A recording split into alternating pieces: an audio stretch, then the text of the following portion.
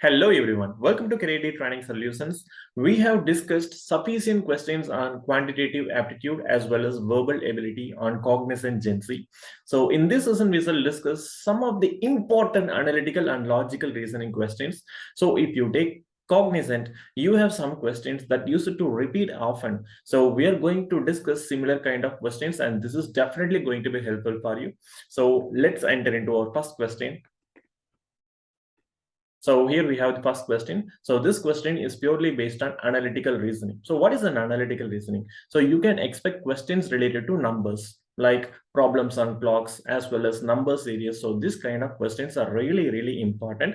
Now for how many times the minute hand of a clock will be opposite to the hour hand from 3 p.m. on Friday to 11 a.m. on subsequent Sunday. So you have to find from 3 p.m. on Friday to 11 a.m. on subsequent Sunday. So this clock will make how many times 180 degrees.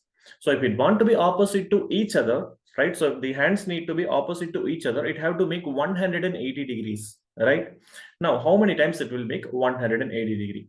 And we know in 1 hour, the minute hand and hour hand will be opposite only once, right? So it will make 180 degree only once. So in 12 hours, it will make how many times 180 degrees? It will make only 11 times because from 5 o'clock to 7 o'clock, right? So imagine this is a clock and it is 12, 3, 6, 9, right? Okay, so from 5 o'clock to 7 o'clock, it will make 180 degree only once. You know at what time? It is exactly at 6 o'clock. So if you have doubt, you can take the clock and rotate the needles, right? So from 5 o'clock to 7 o'clock, in these 2 hours, it will make 180 degree only once. So totally in 12 hours, it will make 180 degree for 11 times, right? Now we can write 3 p.m. on Friday to 11 a.m. on subsequent Sunday in the following way. So 3 p.m. on Friday to 3 p.m. on Saturday. Right, so it's totally how many hours? It is totally 24 hours, right? We just discussed in 12 hours, it will be it will be opposite to each other for 11 times. That is the minute needle and hour needle will be opposite for 11 times. So in 24 hours, it will be opposite to each other for how many times? 22 times, right? So in 24 hours, it is 22 times. Now 3 p.m. on Saturday to 3 a.m. on Sunday. It's totally how many hours? So from 3 to 3, it's 12 hours, right? Because from 3 p.m. to 3 a.m. So it is only 12 hours. So in these 12 hours, it will be opposite to each other for how many times? So from 3 p.m. on Saturday to 3 a.m. on Sunday, we have 12 hours. So in 12 hours, it will be opposite to each other for 11 times, right? So it is 11 times here. Now, from 3 a.m. on Sunday to 11 a.m. on Sunday, it's totally how many hours? See, 4, 5, 6, 7, 8, 9, 10, 11. So it is totally 8 hours. Now, in these 8 hours, we have 5 to 7 a.m., right? So from 5 to 7 a.m., it will make 180 degree only once, right? So in these 8 hours, these minute needle and hour needle will be opposite to each other only for 11 times. So totally 22 plus 11 plus 7. So it's how many times? So 40 times the minute hand and hour hand of a clock will be opposite to each other. So answer for this question is 40 times. So you can expect questions like this. So you can expect minute needle and hour needle coinciding concept also, right? So that is also very important. So prepare this kind of problems and we have prepared a separate playlist called clocks, right? So you can pursue all the concept related to clocks there. I have included the link in description. Now moving to second question. Given signs signify something on the basis, assume the given statements to be true and find which of the two conclusions 1 and 2 is or are definitely true. And you have some hints and a statement as well as conclusion. Now, percentage is coded as greater than is denoted as equal to, and equal to is denoted as not less than, like that. You have 6 hints. Now coming to statements. P greater than yes. So P greater than yes. What is P greater than yes? So greater than denotes equal to. So P is equal to S. Next, S at the rate T. What is at the rate denotes? It is not equal to. So S is not equivalent to T. Next, P has R. So what is this has denotes? It is less than. So P is less than R.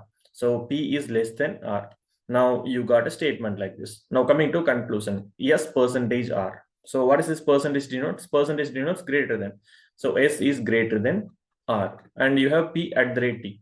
So at the rate is not equal to. P is not equivalent to T.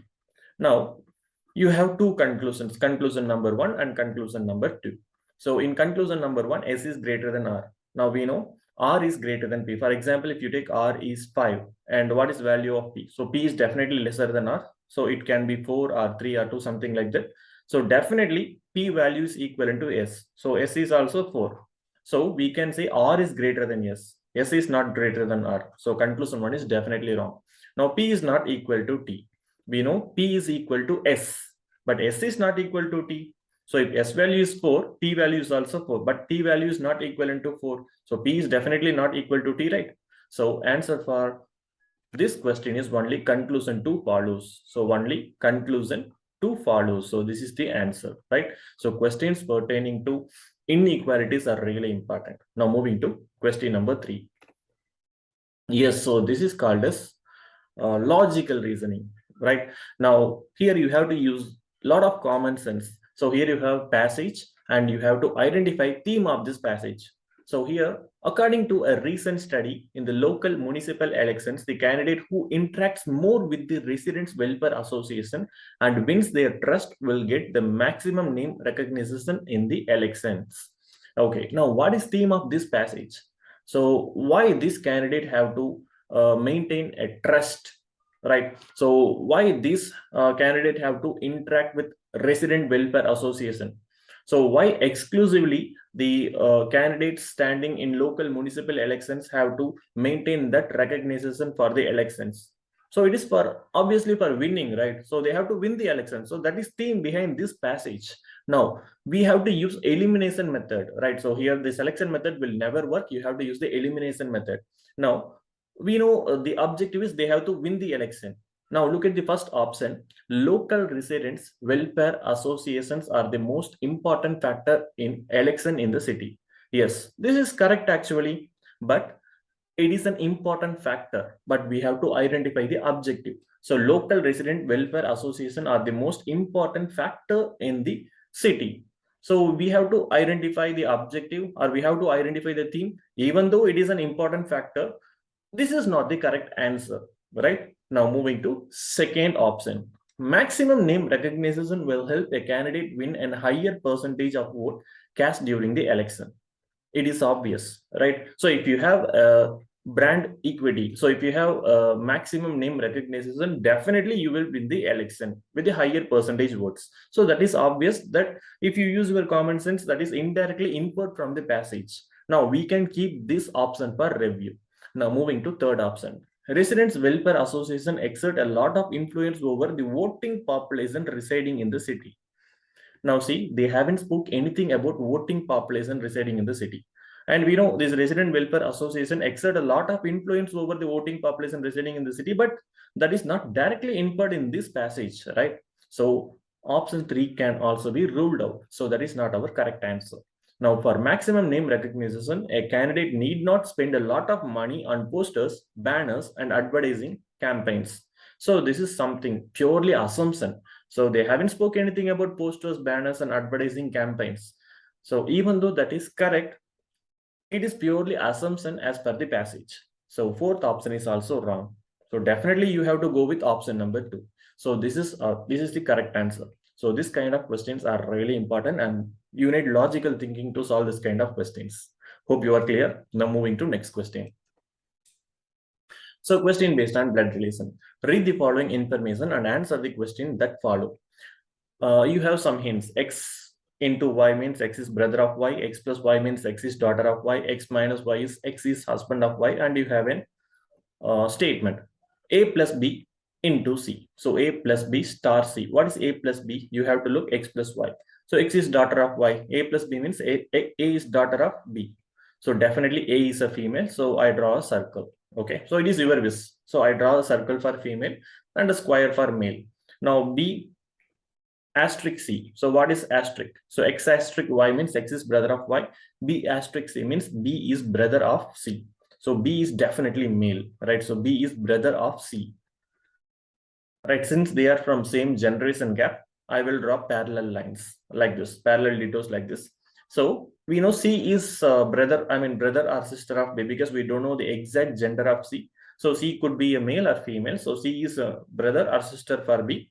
Now we know A is daughter of B. So if A is daughter of B, then A is what to C, right? So this A is siblings daughter, right? So our siblings daughter is our niece, right? So you have a sibling, your daughter is your niece, right? So your sibling son is your nephew, right? Our parents siblings son is our cousin. Our parents siblings daughter is our cousin, right? So male or female, you don't want to worry about that. Our parents siblings son is our cousin. Our parents siblings daughter is also our cousin, but our siblings son is our nephew. Our siblings daughter is our niece. So here it is a female. So A is a female. So A is niece for C, right? So answer for this question is A is niece for C. Now moving to next question. Yeah. So this is also a logical question. Arrange the given statement, right? So using our common sense, using the logic, we have to arrange the given statement in the logical order. Now, look at the first statement. Go to the website, click on buy for specific product, select the paying mode as credit card and click on pay, enter the username and credit card code. Now, usually when you go for online purchase, in which order you will purchase the product? So first you go to the website and you will click on buy for a specific product. So this is usual. So obviously our first step is this. After that, when you click, you will get an option called pay, right? Now you have to click on pay. Now choose option number C. So after that, will you enter username and credit card code without selecting the payment mode as a credit card? Definitely you have to select the payment mode as credit card. So this is your step number 3. Then you have to enter your username and password for this credit card, right? Because you choose your credit card, right? So this is your payment mode. So answer for this question is A, then C, then B, then D. So this is the order, right? Now moving to next question. From the given, select the odd one out. So this is a really important question based on alpha-numeric series. So this is an alphabetical series. So E, G, K, B, E, N, C, G, P, A, E, U. Now definitely when you get your rough sheet, you have to write A, B, C, D in the following way. A, B, C, D, E, F, G, H, I, J, K, L, M, N, O, P, Q, R, up to Z. A to M in ascending order, N to Z in descending order, then you have to write numbers over it. So it is very simple, right? 6, 7, 8, 9, 10, 11, 12, 13, then 14, 15, 16, 17, 18, up to what? 26, right? Now EGK. So EGK, what is E? So E's number is 5. So let's try to look, is there any correlation between the difference or sum? So EG, what is G? G is 7 and K 11. 5, 7, 11. So 5 and 7 difference is 2 and 7 and 11 difference is 4. Okay. Now let's try for BEN. So I haven't found anything with first option. Now looking to second option, BEN. What is B? B is 2, E is 5 and N is 14. Now difference between 2 and 5 I get 3. Difference between 5 and 14 I get 9. Right. Next CGP. So what is C? C is 3 and G is 7 and P is 16. Now what is difference between 3 and 7? Difference between 3 and 7 we get 4 and 7 and 16 difference is 9. Okay. Now A, E, U. So what is difference between A and E? So A is first and E is fifth letter and U, V, W, X, Y, Z. Okay. It's U is 21 then, right? Now, what is difference between 1 and 5? It is 4. Difference between 5 and 21, it is 16, right? Now, look at the difference, relationship between difference. So 2 square is 4 and 3 square is 9. 4 square should be 16, but you have 9 here. And here 4 square is 16. So which is the odd one here? Definitely CGP is odd one, right? So this kind of questions are really important. So first thing, you have to write numbers over the letters, right? So first write the numbers. Definitely you can code it. So alphanumeric series questions are really simple. Okay, so you can look the common difference, or you can look the quality of the numbers, right? So numbers divisible by 2 or 3, something like that. You can expect any kind of questions. For that, you must have a clue on number. Now moving to next question. A child walks 6 meters towards the west and then 20 meters towards south. He then turns east and walks another 12 meters. Then he turns 12 meters towards the north. How far he is from the initial position? Okay. So a child walks 6 meters towards the west. So let this be the starting point. So a child walks, this directions are east, west, north, and south. So first child walks 6 meters towards west. So this is 6 meters. And then 20 meters towards south. So this is 20 meters towards south. So it's 20 meters in total. He then turns east and walks another 12 meters. He turns east, then walks another 12 meters. Right, so this is totally 12 meters. Then he walks 12 meters towards the north. So this is north direction. He walks 12 meters. So this line should not exceed this line because this is totally 20 meters. This one is only 12 meters. Now our question is how far he is from the initial position. You have to find this distance. Yeah, you have to find this distance. Okay. Let me erase this. It looks bad. Okay, I erase this. I will change the color now. So we have to find this distance. So if you want to find this distance, we know this distance is totally 20 meters. So this is only how many meters then?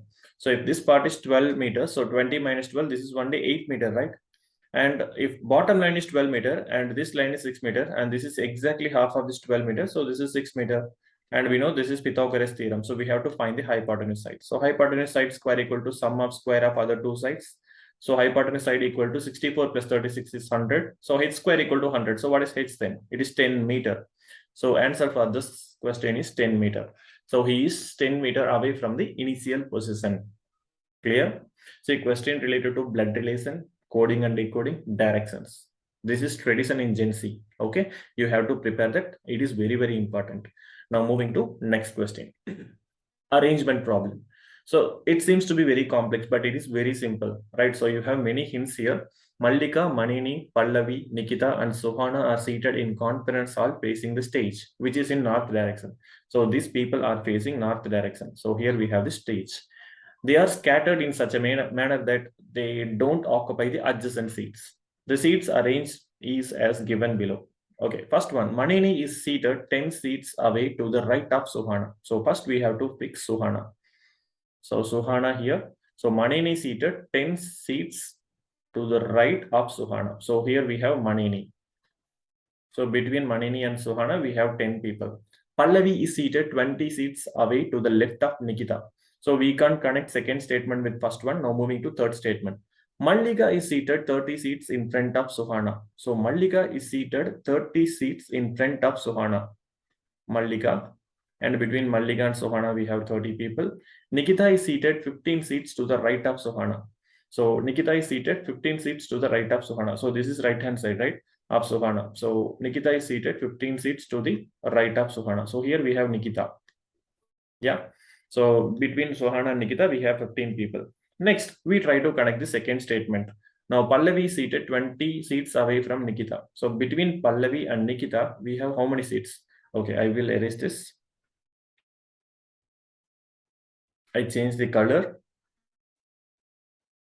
Yeah, between Pallavi and Nikita, we have 20 seats. So Pallavi is seated how many seats away from Nikita? So 20 seats to the left of Nikita. So Pallavi is here. Actually, you don't want to find any order or rank.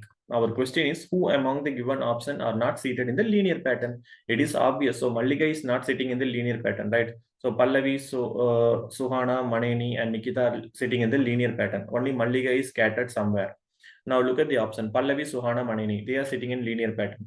Pallavi, Manini, and Nikita, they are sitting in linear pattern. But Mallika, Suhana, and Manini, they are not sitting in the linear pattern. So answer for this question is option C, right? So because Mallika is not sitting on the straight line with Pallavi, Suhana, or Manini, Nikita, right? So answer for this question is option C. So you have to read the question carefully, else you may miss your time by working order and ranking. So reading questions twice is mandatory, right? So you need much practice for it.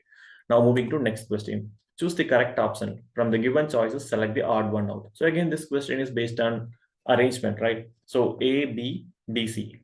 It's very simple. A, B, D, C. What is that? Next letter after A is B, and before C you have D. So it is written in descending order. So S, T, V, U. Okay. So after S you have T, and before V you have U, right? So it is written in descending order. Next M, N, P, Q. So after M you have N, and before Q you have P, right? Actually here you have to get O, right? So we have to write OP like this, but it is given as PQ. So this order is wrong here. Let us check for option D also, PQSR. So after P you have Q, and after R you have S. So order M and PQ is wrong in this question. Hope you are clear. Okay. If sound is coded as RNTMC, then what is the code of work? Sound is coded as SOUND. Sound is coded as RNTMC. Then how is work coded? Now see, it's simple. Before S, you have R. Before O, it is N. Before letter of U is T. And before letter of N is M. And before letter of D is C. Right? So they have coded with one letter before. So before W, you get what? V. Before O you have N, and before R you have Q, and before K you have J. So answer is VNQJ. So that is one letter before. So answer is very simple, VNQJ. Hope you are clear. Now that's it for this session. Okay, I believe you understood the important questions of CTS GenC. You can expect similar kind of questions only, because when it comes to your CTS GenC, you can expect the high level of difficulty only in logical reasoning, because you have to answer 35 questions in 45 minutes, right? You can expect some moderate to difficult level questions. For that, you need some practice. So we have created an exclusive video crash course for CTS GenC. And yeah, if you are interested, you can purchase it from our Play Store, and I have included the link in description. So it's going to be definitely helpful for you. So purchase and get benefited. And if you want to watch our previous videos, I have included the link in description. Thank you. All the very best for your CTS GenC examination.